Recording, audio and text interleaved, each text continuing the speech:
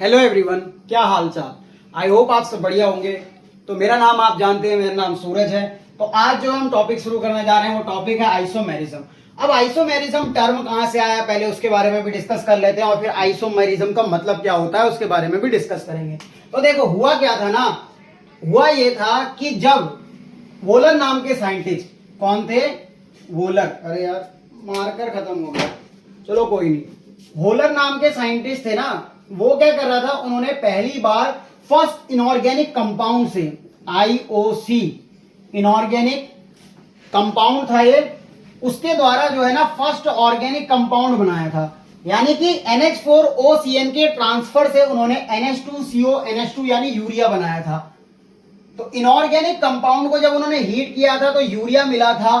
तो ये देखो इन दोनों में क्या सिमिलरिटी देखने को मिली आपको। यहां पे भी नाइट्रोजन 2 है, तो यहां पे भी नाइट्रोजन 2 है, यहां पे ऑक्सीजन और कार्बन एक एक है, यहां पे भी ऑक्सीजन और कार्बन एक एक है, हाइड्रोजन यहां पे 4 हैं और इधर पे भी हाइड्रोजन 2 और 2 4 हैं। तो एक चीज आपको देखने को मिली कि इनका मॉलिक्यूलर फॉर्मूला सेम आया।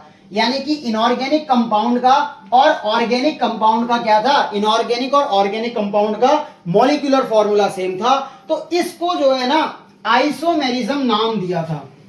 ठीक है, क्या दिया था? आइसोमेरिज्म नाम दे दिया था बर्जीलियस ने। तो आइसोमेरिज्म वर्ड यहां से आया। अब आइसोमेरिज्म का मतलब समझते हैं। आइसोमेरिज्म आखिरकार होता क्या है? आइसोमेरिज्म दो शब्दों से मिलकर बना है। पहला एक तो वो वर्ड बना है आइसो, आइसो का मतलब होता है सेम। तो आइसोमेरिज्म आपसे पूछा जाए कितने वर्ड से मिलकर बना है, तो आइसोमेरिज्म 2 वर्ड से मिलकर बना है। आइसो का मतलब होता है सेम और मेरिज्म यानी मर का मतलब होता है पार्ट। यानी सेम पार्ट को हम क्या कहते हैं? आइसोमेरिज्म कहते हैं। तो आइसोमेरिज्म का मतलब समझ में आ गया होगा। अब आइसोमेरिज्म की डेफिनेशन पे चलते हैं। तो देखो जब भी आप आइसोमेरिज्म पढ़ेंगे तो आइसोमेरिज्म की फर्स्ट कंडीशन आपके सामने हमेशा ये होगी कि आइसोमेरिज्म में मॉलिक्यूलर फॉर्मूला सेम होना चाहिए। अगर मॉलिक्यूलर फॉर्मूला ही डिफरेंट है तो आइसोमेरिज्म वो नहीं दिखाएगा। तो सबसे पहली कंडीशन क्या है? Same molecular formula. Molecular formula same है तो आइसोमर हो सकते हैं। तो मॉलिक्यूलर फॉर्मूला सेम होना चाहिए बट डिफरेंट होना चाहिए physical and chemical properties. At least एक या एक से अधिक फिजिकल प्रॉपर्टीज या केमिकल प्रॉपर्टीज में डिफरेंस होना चाहिए। तो क्या होना चाहिए? मॉलिक्यूलर फॉर्मूला सेम होना चाहिए, फिजिकल या केमिकल प्रॉपर्टीज में डिफरेंट होना चाहिए। दूसरा, कंपाउंड्स है सेम मॉलिक्यूलर फॉर्मूला। अगर कंपाउंड का सेम मॉलिक्यूलर फॉर्मूला है, क्योंकि आइसोमेरिज्म के लिए पहली कंडीशन ही क्या है? मॉलिक्यूलर फॉर्मूला सेम होना चाहिए, बट डिफरेंट कनेक्टिविटी होना चाहिए। यानी कि जो अगर उसकी कनेक्टिविटी है वो किस तरह से जुड़ा है, यानी मैं आपके थ्रू किस तरह से जुड़ा हूं, मैं आपके थ्रू जो है यूट्यूब के माध्यम से जुड़ा हूं, उसी तरीके से कैसे डिफरेंट कनेक्टिविटी है दो कार्बन या किसी कंपाउंड में आपस में, वो कनेक्टिविटी देखनी है। डिफरेंट बॉन्डिंग पैटर्न है, यानी बॉन्डिंग पैटर्न किस तरह से जुड़ा हुआ है, आपस में बॉन्ड किस तरह से बना हुआ है, यानी दिलों का दिल से मिलान किस तरह से, उस तरह को समझना है। तो अगर कंपाउंड का सेम मॉलिक्यूलर फॉर्मूला है बट डिफरेंट कनेक्टिविटी है या डिफरेंट बॉन्डिंग पैटर्न है, तो इस प्रकार की आइसोमेरिज्म को क्या कहते हैं? Structural isomerism. तो स्ट्रक्चरल आइसोमेरिज्म क्या होता है? सबसे पहली कंडीशन मॉलिक्यूलर फॉर्मूला सेम होना चाहिए, डिफरेंट कनेक्टिविटी होनी चाहिए, डिफरेंट बॉन्डिंग पैटर्न होना चाहिए, तो हम इसको बोलेंगे स्ट्रक्चरल आइसोमेरिज्म। तो आपने स्ट्रक्चरल आइसोमेरिज्म खत्म कर दिया? नहीं, अभी स्ट्रक्चरल आइसोमेरिज्म की शुरुआत हुई है। अभी इसकी अलग से भी डेफिनेशन लिखेंगे, पर अभी आपको समझना है।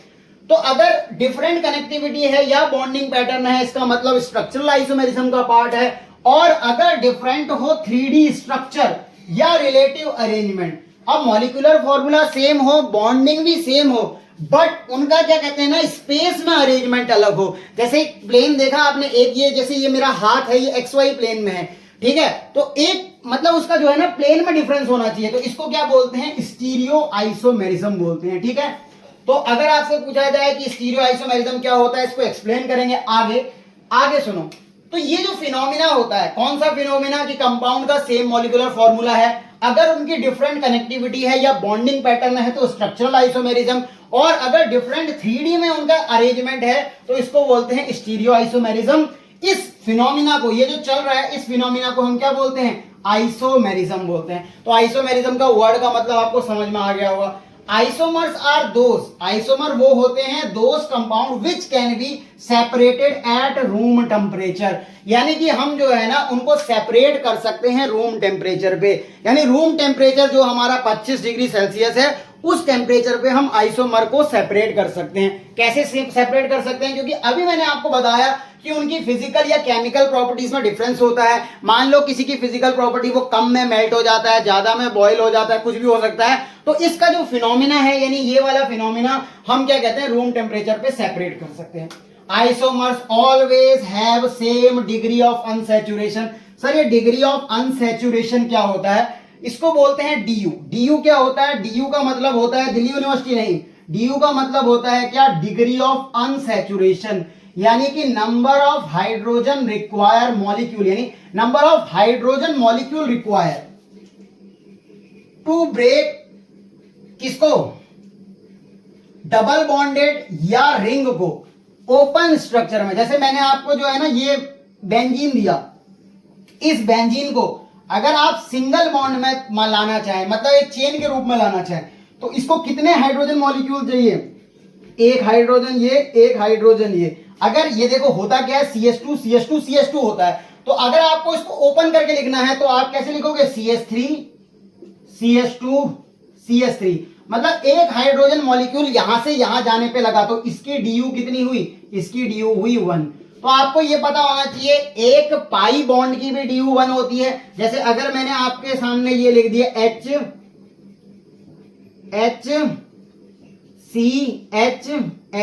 अब इसे ओपन सैचुरेटेड कंपाउंड में यानी मीथेन में बदलने के लिए आपको एक एक H देना पड़ेगा। तो पाई बॉन्ड की डीयू 1 होती है, रिंग की डीयू 1 होती है, और ट्रिपल बॉन्ड की डीयू कितनी होती है, 2 होती है, क्योंकि 2 H मॉलिक्यूल चाहिए होते हैं। तो आइसोमेरिज्म के केस में क्या होता है, आइसोमेरिज्म के केस में आपको ये याद रखना है कि आइसोमेरिज्म का जो फिनोमिना है वो क्या है, मेरे को मिटाने के लिए कुछ मिल जाए, हाँ, तो आइसोमेरिज्म के फिनोमिना में आपको ये ध्यान रखना है कि अगर उनका डिफरेंट कनेक्टिविटी है या बॉन्डिंग पैटर्न डिफरेंट है तो उनको स्ट्रक्चरल आइसोमेरिज्म कहते हैं, और 3D स्पेस में अरेंजमेंट अलग है तो उसको स्टीरियो आइसोमेरिज्म कहते हैं। इनको आप रूम टेम्परेचर पे सेपरेट कर सकते हैं और इनकी डिग्री ऑफ अनसैचुरेशन जो है सेम होता है। अब आइए इसको एक बार शॉर्ट में समराइज कर लेते हैं हमने जो पढ़ा, ठीक है। तो आइसोमेरिज्म क्या था, आइसोमेरिज्म 2 प्रकार की होती है, एक स्ट्रक्चरल आइसोमेरिज्म और एक स्टीरियो आइसोमेरिज्म। इसके लिए पहले क्या होना चाहिए, मॉलिक्यूलर फॉर्मूला सेम होना चाहिए। मॉलिक्यूलर फॉर्मूला सेम है तब आप आइसोमेरिज्म चेक करोगे। स्ट्रक्चर में क्या हो रहा है, डिफरेंट कनेक्टिविटी होती है, डिफरेंट कनेक्टिविटी, ये आप शॉर्ट में लिख लेना, या बॉन्डिंग पैटर्न होता है, डिफरेंट कनेक्टिविटी या बॉन्डिंग पैटर्न। अगर कनेक्टिविटी डिफरेंट है तो इसका मतलब IUPAC नेम सेम होंगे या अलग होंगे, सर IUPAC नेम अलग होंगे। तो स्ट्रक्चरल आइसोमेरिज्म में IUPAC नेम क्या होते हैं, डिफरेंट होते हैं, तो ये आपको याद रखना है। स्ट्रक्चरल आइसोमेरिज्म में क्या होता है, IUPAC नेम क्या होते हैं, डिफरेंट होते हैं। सर ये तो समझ में आ गया। अब स्टीरियो आइसोमेरिज्म में क्या होता है, स्टीरियो आइसोमेरिज्म में मॉलिक्यूलर फॉर्मूला तो सेम होता है पर रिलेटिव अरेंजमेंट अलग होता है स्टीरियो आइसोमेरिज्म में, यानी कि यहां पे क्या होगा, IUPAC नेम सेम होगा। तो सर डिफरेंस किस में होगा, उनके क्या कहते हैं, स्पेस में अरेंजमेंट, कोई अबव द प्लेन जा रहा हो, कोई बिलो द प्लेन जा रहा होगा, तो स्पेस के अरेंजमेंट में डिफरेंट होगा। तो आपको जो है ये समझना था कि आइसोमेरिज्म क्या होता है। उसके बाद बात कर लेते हैं स्ट्रक्चरल आइसोमेरिज्म की, तब तक आप इसको नोट कर लो।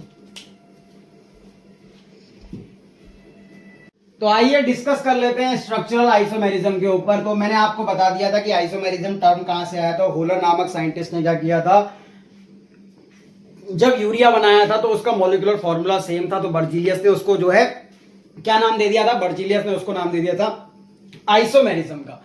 तो आइए स्ट्रक्चरल आइसोमेरिज्म को समझते हैं। तो कोई भी आइसोमेरिज्म हो तो सबसे पहले क्या देखते हैं, मॉलिक्यूलर फॉर्मूला सेम होना चाहिए। तो compounds which have same molecular formula but differ in structure. अब स्ट्रक्चरल आइसोमेरिज्म की बात हो रही है, मतलब मॉलिक्यूलर फॉर्मूला सेम होगा बट उनका स्ट्रक्चर जो है ना डिफरेंट होगा। तो अगर कंपाउंड का मॉलिक्यूलर फॉर्मूला सेम है, स्ट्रक्चर डिफरेंट है, तो उसको क्या बोलते हैं, स्ट्रक्चरल आइसोमेरिज्म बोलते हैं। ये पहला पॉइंट है। Compounds which have different IUPAC names, यानी उनका आईयूपीएसी नेम भी डिफरेंट होना चाहिए। सबसे पहली बात, उनका तो स्ट्रक्चर अलग होने से ही क्या हो जाएगा, स्ट्रक्चर अलग होने से उनका आईयूपीएसी नेम भी डिफरेंट हो जाएगा। एक एग्जांपल की मदद से समझते हैं। तो देखो ये आपके सामने मैंने एक चेन दे रखी है कार्बन की। तो देखो होता क्या है, जहां से देखो लोकेंट पास पड़ रहा है तो इसकी नंबरिंग करेंगे तो ये 1 होगा, ये 2 होगा, ये 3 होगा, ये 4 होगा, ये 5 होगा, क्योंकि यहां से मिथाइल को कम नंबर मिल रहा है। तो इस कंपाउंड का नाम क्या है, इसका नाम है 2 मिथाइल पेंटेन। तो आप अगर आइसोमेरिज्म में स्ट्रक्चरल चेक कर रहे हो तो उनका क्या करना है, आपको आइसोमेरिज्म देखते वक्त आपको ना उनका आईयूपीएसी नेम भी देख लेना, डिफरेंट होना चाहिए। तो इसका नाम आएगा 2 मिथाइल पेंटेन। अब इसको चेक करते हैं। अब नंबरिंग चाहे यहां से कर लो, यहां से कर लो, मिथाइल को 3 ही नंबर मिलेगा। मान लो मैंने नंबरिंग यहीं से कर ली, 1 2 3 4 5, ठीक है। तो इसका नाम क्या होगा, इसका नाम होगा 3 मिथाइल पेंटेन। क्या नाम होगा, 3 मिथाइल पेंटेन।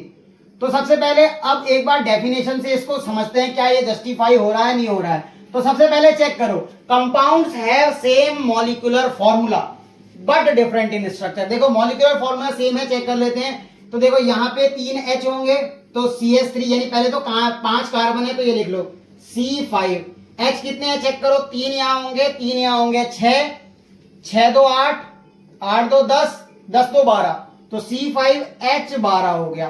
ठीक है, इधर भी चेक करो, देखो इधर कितने होंगे सर, इधर होंगे हमारे, गलत तो नहीं लिखा, 6 कार्बन है यार, ये देखो ये तो गिना ही नहीं, C6 गिनना भूल गया था, 1 2 3 4 5 कार्बन ये हो गए, एक ऊपर लगाया तो C6H कितने होंगे, 3 6 9 2 11 13 15 C6 12 2 14 14 होंगे यार, क्या कर रहा हूं मैं।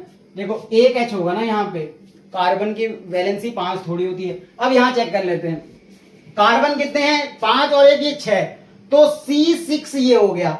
हाइड्रोजन चेक करो, 3 6 9 2 11 और 2 13 और एक ये 14, तो C6H14 हो गया ये। तो C6H14 ये भी है, C6H14 ये भी है, तो यानी इनका मॉलिक्यूलर फॉर्मूला क्या है, सेम है, बट स्ट्रक्चर डिफरेंट है और आईयूपीएसी नेम डिफरेंट है। देखो इसका नाम है 2 मिथाइल पेंटेन, इसका नाम है 3 मिथाइल पेंटेन। तो ये वाली कंडीशन क्या कहलाएगी, स्ट्रक्चरल आइसोमेरिज्म की। अब समझ लेते हैं type of structural isomerism. Structural isomerism के कुछ टाइप होते हैं, जिसमें पहला है चेन आइसोमेरिज्म, दूसरा है पोजीशन आइसोमेरिज्म, तीसरा है मेटामेरिज्म, चौथा है फंक्शनल आइसोमेरिज्म, पांचवा है रिंग चेन आइसोमेरिज्म, 6 है टोटोमेरिज्म। तो ये सब हमारे लिए इंपॉर्टेंट है, बट रिंग चेन आपके लिए थोड़ा सा लीस्ट इंपॉर्टेंट है, तो आप इसको लीस्ट इंपॉर्टेंट कह सकते हो, पर वो भी पढ़ेंगे, एक एक एग्जांपल तो देख लेंगे, इनका कोई दिक्कत नहीं। तो ये लीस्ट इंपॉर्टेंट है थोड़ा, पर आपको जो सबसे ज्यादा ध्यान देना है वो यहाँ पे स्ट्रक्चरल आइसोमेरिज्म में टोटोमेरिज्म पे ध्यान देना है, क्योंकि टोटोमेरिज्म क्या है, काफी इंपॉर्टेंट फिनोमिना है। आपको एक क्वेश्चन यहां से भी मिल सकता है कि which of the following compound exhibit tautomerism. तो आपको टाइप्स ऑफ आइसोमेरिज्म में चेन आइसोमेरिज्म पढ़ना है, पोजीशन आइसोमेरिज्म पढ़ना है, मेटामेरिज्म पढ़ना है, फंक्शनल आइसोमेरिज्म पढ़ना है, रिंग चेन आइसोमेरिज्म पढ़ना है और टोटोमेरिज्म पढ़ना है। तब तक आप इस स्लाइड को नोट करो और स्टार्ट करते हैं चेन आइसोमेरिज्म को। तो आइए स्टार्ट कर लेते हैं स्ट्रक्चरल आइसोमेरिज्म के पार्ट्स में। जो पहला आइसोमेरिज्म है वो क्या है, चेन आइसोमेरिज्म। तो चेन आइसोमेरिज्म क्या है, सबसे पहले आपको ये पता ही होना चाहिए कि compounds which have same molecular formula. यहाँ पे जो MF है इसका मतलब होता है मॉलिक्यूलर फॉर्मूला, ठीक है। अब से मैं जो है कुछ शॉर्ट वर्ड्स भी यूज करूंगा। तो अगर जिनका MF सेम है यानी मॉलिक्यूलर फॉर्मूला सेम है बट डिफरेंट पेरेंट चेन है, यानी कि जो चेन में ना नंबर ऑफ कार्बन एटम में डिफरेंस है। कैसे, आपको एक एग्जांपल से समझाता हूं। जैसे कि देखो ये आपको दिख रही है, ये पेरेंट चेन है। पेरेंट चेन क्या होती है, वो चेन जो सबसे लॉन्गेस्ट चेन आप चुनते हैं उसको पेरेंट चेन बोलते हैं, जिसकी नंबरिंग करेंगे। तो यहां पे आप देखो 1 2 3 4, पेरेंट चेन में कितने कार्बन है, 4। बट ये वाली पेरेंट चेन चुनोगे तो 1 2, अब चाहे ऊपर जाओ या नीचे जाओ, कहीं भी जाओ पर एक ही जगह जाना है, तो 3। तो पहला क्या है, पहले चेक करो कंपाउंड का सेम मॉलिक्यूलर फॉर्मूला है कि नहीं है, क्योंकि मॉलिक्यूलर फॉर्मूला सेम होना चाहिए आइसोमेरिज्म के लिए। तो मॉलिक्यूलर फॉर्मूला में देखो ये कितने कार्बन है, 1 2 3 4, और हाइड्रोजन आप काउंट करोगे तो 14 आएंगे, 14 नहीं आएंगे, C4H10। देखो 1 2 3 H, 2 H यहां, 2 H यहां, 3 यहां, ये क्या बना दिया सर, मिटा देता हूं उसको, 3 और 6 कितने हो गए, 3 और 3 6, 2 8 2 10, तो टोटल आपको कितने मिलेंगे 10 H मिलेंगे। तो इसका जो है मॉलिक्यूलर फॉर्मूला क्या है C4H10 है, और इसका भी मॉलिक्यूलर फॉर्मूला काउंट करोगे तो आपको मिलेगा C4H10 मिलेगा। तो पहली कंडीशन सेटिस्फाई है, क्या सेटिस्फाई है कि क्या कहते हैं पेरेंट चेन में क्या होना चाहिए, कार्बन एटम डिफरेंट होने चाहिए, और क्या होना चाहिए, डिफरेंट होने चाहिए। इसके लिए चेक कर लो, इसमें पेरेंट चेन में कितने कार्बन है 4 कार्बन, यहां पेरेंट चेन में कितने कार्बन है 3 कार्बन, तो पेरेंट चेन में कार्बन एटम भी डिफरेंट हो गया और मॉलिक्यूलर फॉर्मूला भी डिफरेंट हो गया। तो इसको क्या बोलेंगे, यहाँ पेरेंट चेन में 4 कार्बन है और यहाँ पे कितने हैं 3 कार्बन, तो ए और बी में क्या रिलेशन है, ए और बी क्या है सीआई है, ठीक है, चेन आइसोमेरिज्म है। सीआई मतलब चेन आइसोमेरिज्म, क्लास इंचार्ज नहीं, चेन आइसोमेरिज्म। एक और एग्जांपल से समझो नहीं आया तो देखो, अब मैं क्या करता हूं एक और एग्जांपल लेता हूं, 1 2 3 ये ऐसे ले लिया, ठीक है, और एक ऐसे एग्जांपल ले लूंगा, कितने कार्बन है देखो 1 2 3 4 5 6, अब मैं एक ऐसे ले लेता हूं। अब देखो यहां पे कितने कार्बन है 1 2 3 4 5 6, तो C6H14 चेक करोगे H14 कैसे आया 3 6 2 8 2 10 2 12 2 14, ठीक है, यहां चेक करोगे तो कितना होगा मॉलिक्यूलर फॉर्मूला 1 2 3 4 5 और ये 6, तो C6H14 होगा। तो पहला मॉलिक्यूलर फॉर्मूला तो सेम आ गया। क्या पेरेंट चेन जब आप सिलेक्ट करते हो तो लॉन्गेस्ट चेन आपको सिलेक्ट करनी होती है, तो यहां पे कार्बन एटम पेरेंट चेन में कितने 1 2 3 4 5 6, और यहां चेक करोगे तो 1 2 3 4 5 ये हो गए पेरेंट चेन में कार्बन एटम, इधर कितने हैं 6 और इधर कितने हैं 5, तो ए और बी में रिलेशन क्या है, ए और बी क्या होंगे आपस में सीआई होंगे, यानी चेन आइसोमेरिज्म होंगे। फिर अब बात कर लेते हैं पोजीशन आइसोमेरिज्म की। तो पोजीशन आइसोमेरिज्म क्या होता है, पोजिशनल आइसोमेरिज्म में थोड़ा डिफरेंस होता है।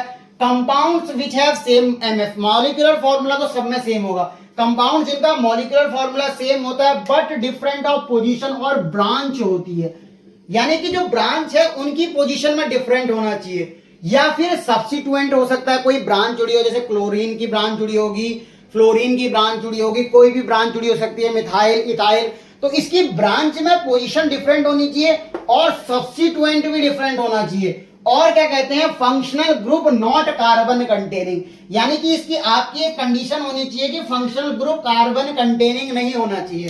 तो अगर आपसे पूछा जाए पोजिशनल आइसोमेरिज्म क्या होती है, पोजिशनल आइसोमेरिज्म होती है compounds which have same molecular formula, molecular formula सब में सेम होना चाहिए बट डिफरेंट पोजीशन होनी चाहिए ब्रांच की और सब्स्टिट्यूएंट की, पर फंक्शनल ग्रुप अगर कार्बन कंटेनिंग वहां पे नहीं होना चाहिए। अभी आप पहले यहां तक समझो, कार्बन कंटेनिंग वाले को भी भूलो, मैं आपको बाद में समझाऊंगा, पहले इतनी डेफिनेशन को समझो क्योंकि वो कार्बन कंटेनिंग अभी आपको समझ नहीं आ रहा होगा, समझेंगे। तो देखा कह रहा है compounds which have same molecular formula, पहले मॉलिक्यूलर फॉर्मूला चेक करो, मॉलिक्यूलर फॉर्मूला क्या है देखो इसका 1 2 3 4 5, ठीक हो गया, और 1 2 3 4 5, एक ये ब्रांच लगी है एक ये ब्रांच लगी है, टोटल कितने हैं 6 कार्बन है, तो ये होगा C6H14 इसका मॉलिक्यूलर फॉर्मूला होगा। क्यों, कार्बन कितने देखो 1 2 3 4 5 और एक 6, यहाँ 1 2 3 4 5 और एक 6, तो कार्बन यहाँ पे भी कितने हैं C6H14 है, तो मॉलिक्यूलर फॉर्मूला दोनों का सेम हो गया। फिर कह रहा है डिफरेंट पोजीशन होनी चाहिए ब्रांच और सब्स्टिट्यूएंट की, यहाँ पे जो है मिथाइल क्या है ब्रांच है और यहाँ पे क्या है मिथाइल ब्रांच है, तो मिथाइल मिथाइल क्या है ब्रांच है और इनकी पोजीशन देखने डिफरेंट। तो अब सर ये देखो, ये ऐसा भी तो लग रहा है कि ये सीआई की तरह हो सकते हैं, क्यों, क्योंकि देखो एक मिथाइल की ब्रांच है और एक मिथाइल की ब्रांच है, इनकी पोजीशन में डिफरेंट है, पर देखो पेरेंट चेन तो सेम है और चेन आइसोमेरिज्म में क्या होना चाहिए, पेरेंट चेन में डिफरेंस होना चाहिए। तो आप कैसे समझोगे, पेरेंट चेन अगर डिफरेंट है और मॉलिक्यूलर फॉर्मूला सेम है तो चेन आइसोमेरिज्म, इसमें पेरेंट चेन आपकी सेम हो सकती है और ब्रांचिंग की पोजीशन जो है आपको डिफरेंट मिलेगी। यहाँ पे आपको 2 पे मिथाइल दिख रहा है और यहाँ पे आपको किसमें दिख रहा है 3 पे मिथाइल दिख रहा है। IUPAC नेम चेक करोगे तो भी अलग आएगा, इसका नाम होगा 2 मिथाइल हेक्सेन, ठीक है, और इसका क्या नाम होगा कितने 1 2 3 4 5 पेंटेन, सॉरी 2 मिथाइल पेंटेन और इसका क्या नाम होगा 3 मिथाइल पेंटेन। एक और एग्जांपल समझे क्या, एक और समझ लो, कोई जल्दबाजी नहीं करेंगे। ए और बी में रिलेशन क्या है, पोजीशन आइसोमेरिज्म का। तो देखो ये वाला एग्जांपल, 6 कार्बन, एक मैंने यहां लगा दिया, 6 कार्बन, एक मैंने यहां लगा दिया। नंबरिंग करो, 1 2 3 4 5 6 7, ज्यादा बना दिया, 1 2 3 4 5 6 7, ठीक है। इधर से नंबरिंग करो, 1 2 3 4 5 6 7। तो देखो पहली बात आपको क्या पता चल रहा है, टोटल कार्बन कितने हैं, 8 हैं, 8 हैं। तो यानी मॉलिक्यूलर फॉर्मूला क्या होगा, C8H, 8 दूनी 16, यानी ये होगा 18, C8H18। ये भी क्या होगा, C8H18। तो सबसे पहली कंडीशन क्या है, मॉलिक्यूलर फॉर्मूला सेम होना चाहिए, जो कि इन दोनों का सेम है। तो मॉलिक्यूलर फॉर्मूला तो सेम है, पहली कंडीशन सेटिस्फाई है। दूसरा क्या है, पैरेंट चेन में देखो लगभग कार्बन एटम, लगभग नहीं सेम ही है, 1 2 3 4 5 6 7 और 1 2 3 4 5 6 7, पर मिथाइल की पोजीशन में डिफरेंट है। यानी कि ये क्या है, एक हिसाब से मिथाइल की पोजीशन में डिफरेंट होने के कारण ये क्या है, ए और बी आपस में क्या होंगे, पीआई होंगे। ठीक है, ए और बी पीआई है। आपने यहां तक नोट करना है, फिर मैं आपको जो है अगली डेफिनेशन की तरफ समझाता हूं कि ब्रांच और सब्स्टिट्यूएंट को, फिर फंक्शनल ग्रुप कंटेनिंग जो कार्बन एटम है उनके बारे में समझाऊंगा, तब तक आप इसको नोट कर लो।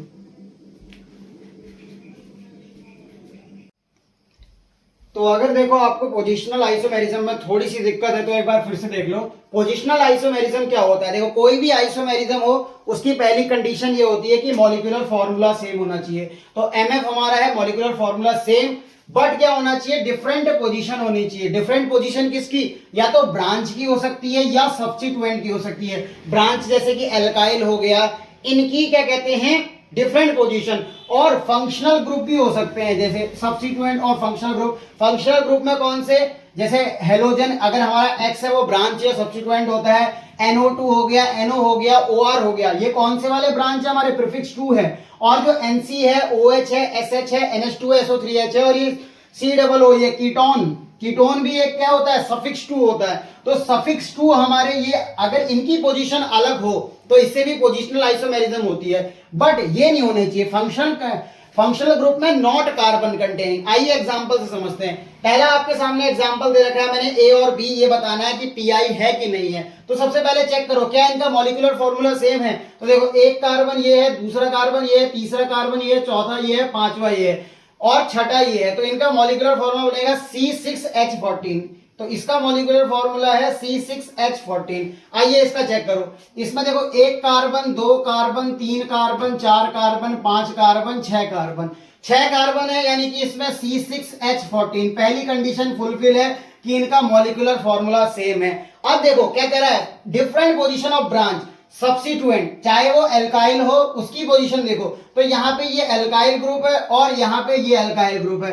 काउंटिंग करो तो इसकी काउंटिंग आएगी 1 2 3 4 5 और यहाँ पे क्या आएगी 1 2 3 4 5। तो देखो ब्रांच की जो पोजीशन है वो ब्रांच की पोजीशन कहां पे, इसमें 2 पे आ रही है और इस पे 3 पे आ रही है। तो ब्रांच की पोजीशन चेंज है ना। और साथ में देखो पेरेंट चेन में भी कार्बन एटम क्या है, सेम है, 1 2 3 4 5 और यहाँ पे 5, यानी कि इसमें पेरेंट चेन में कार्बन एटम सेम होंगे बट पोजीशन अलग होगी। तो ये क्या है, पेरेंट चेन में यहां भी 5 कार्बन है और यहां भी 5 कार्बन है, बट इनकी पोजीशन एल्काइल ग्रुप की डिफरेंट है। यानी ए और बी में क्या रिलेशन है, ए एंड बी क्या है, पीआई है। ठीक है, पीआई है, यानी पोजिशनल आइसोमेरिज्म दिखा रहे हैं।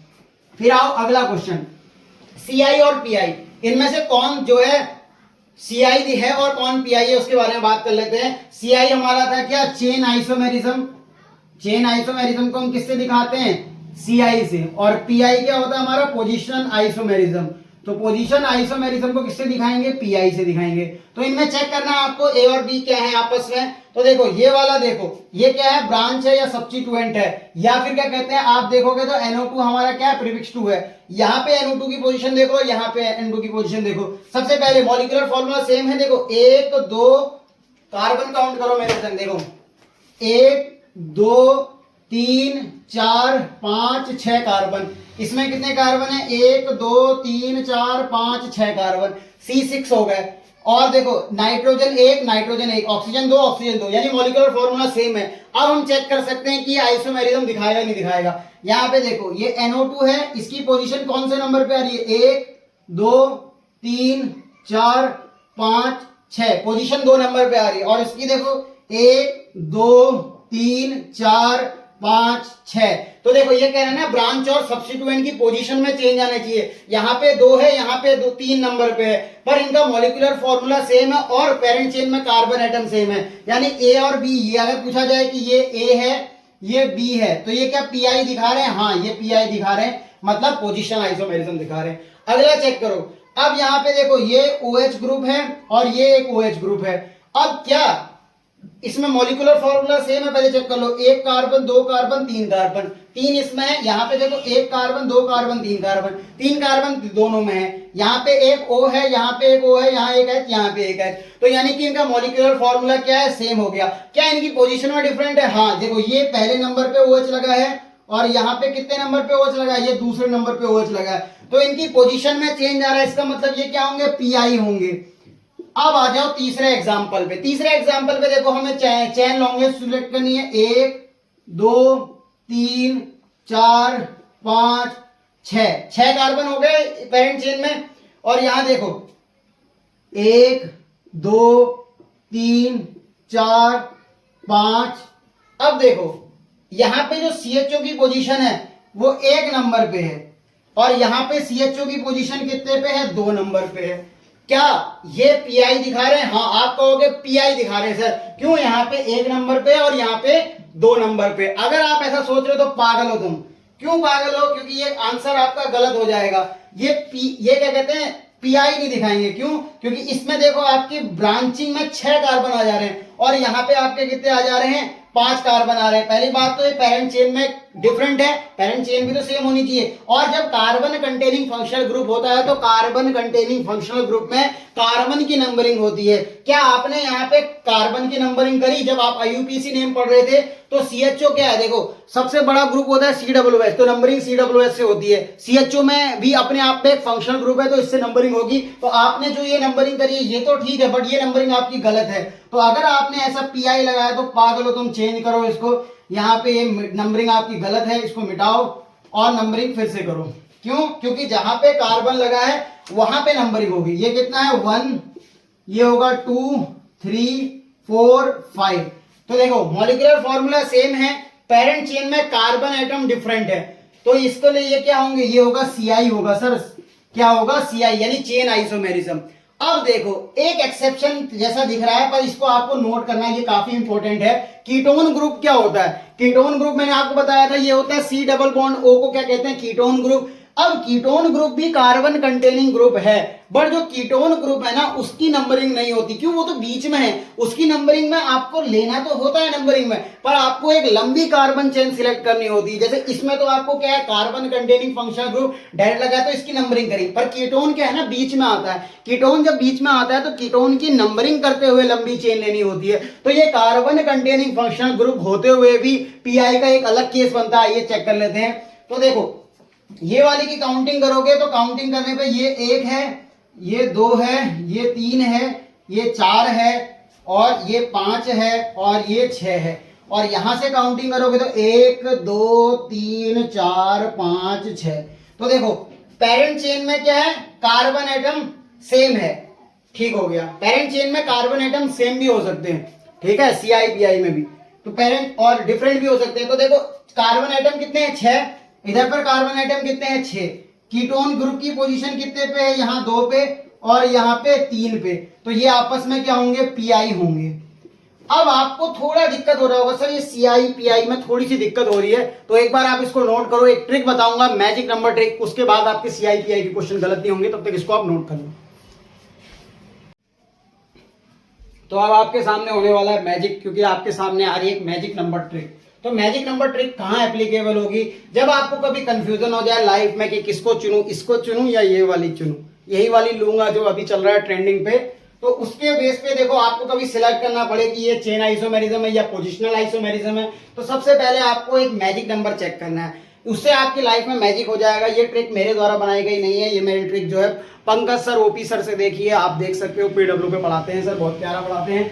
तो देखो यहाँ पे आपको चेक करना है एक्स वाई की वैल्यू। एक्स क्या है यहाँ पे, जो बीत चुका पास्ट उसको याद करना नहीं, एक्स यहाँ पे जो है number of carbon atoms in parent chain. आपको पेरेंट चेन सिलेक्ट करनी है। पेरेंट चेन सिलेक्ट करते वक्त अगर आपकी पेरेंट चेन में कितने नंबर ऑफ कार्बन आए, अगर आपकी पेरेंट चेन में नंबर ऑफ कार्बन 5 आए तो इसका मतलब एक्स की वैल्यू 5 है। नंबर ऑफ कार्बन एटम 7 आए तो एक्स की वैल्यू 7 है। तो आपको पेरेंट चेन में कार्बन एटम की संख्या नोट करनी है जो कि एक्स होगा। वाई यहाँ पे क्या है, वाई होता है number of branch of carbon. आपने क्या करा, पेरेंट चेन सिलेक्ट करी, उसमें कोई कार्बन की ब्रांच मिली, तो जितनी कार्बन की ब्रांच मिलेंगी वो वाई की वैल्यू है। जैसे अगर कार्बन की ब्रांच आपको 2 मिलती है तो इसका मतलब वाई की वैल्यू 2 है। 4 मिलती है ब्रांच तो वाई की वैल्यू 4 है। तो आइए, अगर मैजिक नंबर सेम होता है तो इसका मतलब मैजिक नंबर सेम है तो पीआई, मैजिक नंबर डिफरेंट है तो सीआई। एक क्वेश्चन के माध्यम से समझते हैं, फिर ये सारे क्वेश्चन आपको सॉल्व करने। तो पहला क्वेश्चन आपके सामने क्या कह रहा है, देखो कार्बन कंटेनिंग फंक्शनल ग्रुप है सीएन, तो नंबरिंग उसी की होगी, तो नंबरिंग आप यहां से करोगे। तो ये क्या है, देखो ये होगा 1, ये होगा 2, ये होगा 3, ये होगा 4, ये होगा 5। तो इसमें देखो पेरेंट चेन में कार्बन एटम की संख्या कितनी है, 5, तो एक्स की वैल्यू यहाँ पे आप लिखोगे 5 है।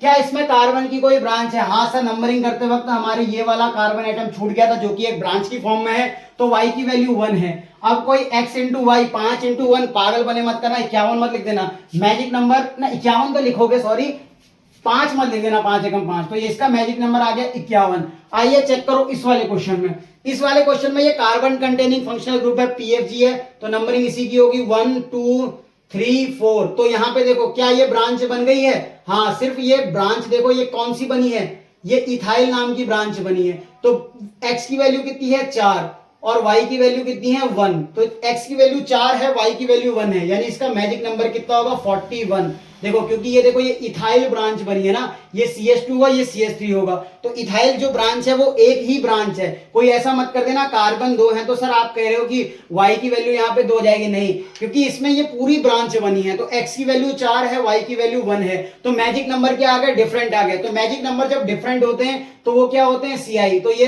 ए और बी आपस में क्या होंगे, चेन आइसोमर, आप ऐसे बता सकते हो, ठीक है। और वैसे भी यहाँ पे देखो पेरेंट चेन में 5 कार्बन थे, वहां पे 4 कार्बन थे, तो वो सीआई हो सकता था, पर आपको मैजिक नंबर से चलना है। अब देखो ये एनसी ग्रुप लगा, आइसोसाइनाइड आइसोसाइनाइड। अब कोई ये पागल बने कर सकता है कि मैं नंबरिंग कार्बन की करनी होती तो 1 2 3 4 5 ऐसे करके चल दूं, तो ये नहीं करना है। देखो ये NC है ना कि CN है, अगर CN होता तो इसकी नंबरिंग होती। आप क्या कर रहे हो, 1 के बाद सीधा N को जंप मार के 2 में आ जा रहे हो, ये मत करो। नंबरिंग आपको इसको कम नंबर देते हुए करनी है, तो 1 यहां से होगा। तो यहाँ पे x की वैल्यू कितनी आ गई, 5 आ गई। y यहाँ पे क्या होता है, number of branch of carbon. क्या यहाँ पे कोई कार्बन की ब्रांच है, नहीं, ये तो सर NC नाइट्रोजन की ब्रांच है, ये भी नाइट्रोजन की ब्रांच है, तो यानी कि इसका y की वैल्यू कितनी आ गई 0। तो मैजिक नंबर 5 इंटू 0 0 नहीं, ये होगा 50, तो इसका मैजिक नंबर आया 50। अब आइए चेक करते हैं इसका मैजिक नंबर। इसका मैजिक नंबर आप जब चेक करोगे तो इस पे होगा 1 2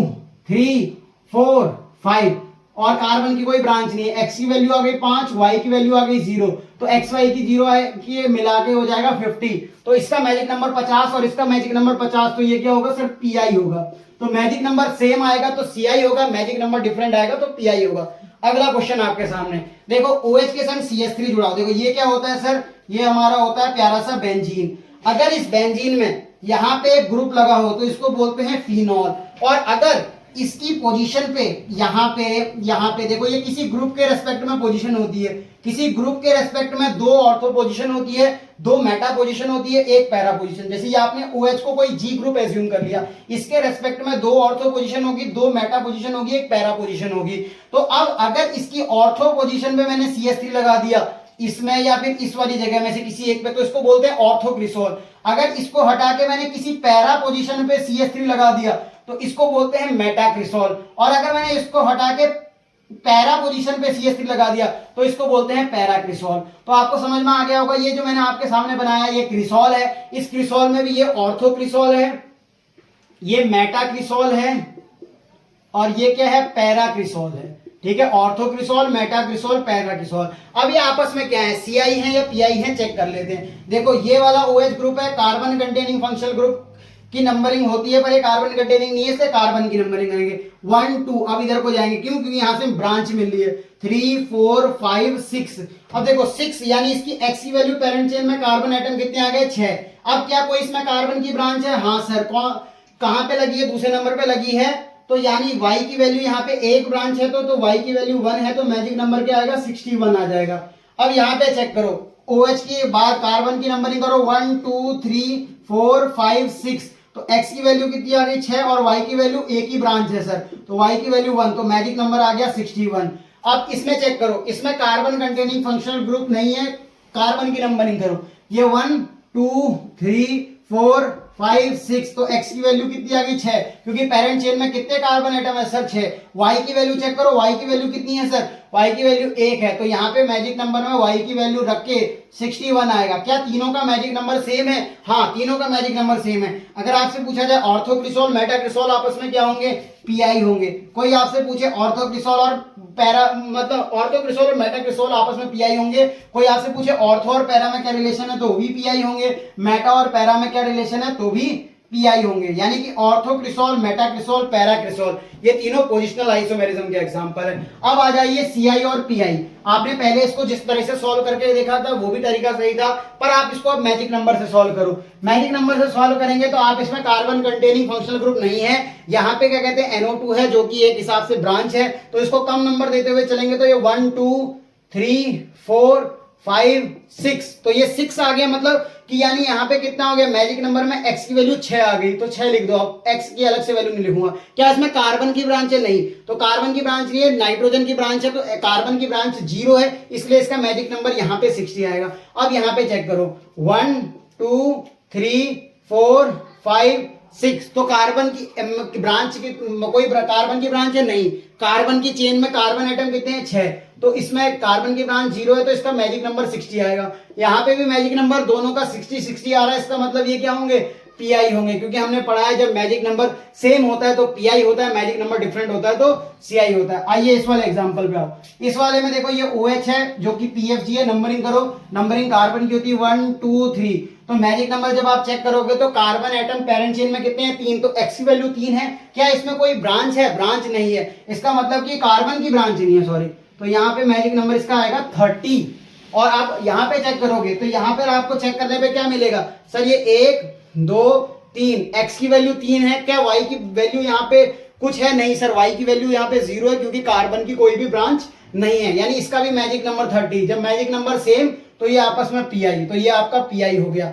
फिर आप आ जाओ तीसरे वाले में, तीसरे एग्जांपल में जब देखोगे कार्बन कंटेनिंग फंक्शनल ग्रुप है, PFG है, नंबरिंग आप यहां से करो 1 2 3 4 5 6। क्या इसमें कोई ब्रांच आई कार्बन की, नहीं, क्योंकि ये तो PFG में आपने काउंट कर लिया है, तो इसका मैजिक नंबर कितना आएगा, 60, तो ये आप मैजिक नंबर यहाँ 60 लिख लोगे। अब यहाँ पे देखो ये कार्बन कंटेनिंग फंक्शनल ग्रुप है, इसकी नंबरिंग करो 1 2 3 4 5। क्या इसमें कार्बन की कोई ब्रांच है, हाँ सर, ये रही कार्बन की ब्रांच जिसकी नंबरिंग नहीं हुई, यानी x की वैल्यू 5 है और कार्बन की ब्रांच कितनी है, 1, तो इसका मैजिक नंबर हो जाएगा 51। क्या मैजिक नंबर सेम है, नहीं, मैजिक नंबर डिफरेंट, तो क्या होंगे, CI, तो आप ऐसे सॉल्व कर सकते हो। फिर आ जाओ इसमें, यहाँ पे कीटोन ग्रुप जुड़ा है, कीटोन ग्रुप पे नंबरिंग करोगे तो 1 2 3 4 5 6, तो क्या इसमें कोई कार्बन की ब्रांच है, नहीं, तो इसका मतलब इसका मैजिक नंबर आएगा 60, तो मैजिक नंबर इसका 60 आया। इस वाले में चेक करो, यहां पे जब चेक करोगे तो आप ये होगा 1 2 3 4 5 6।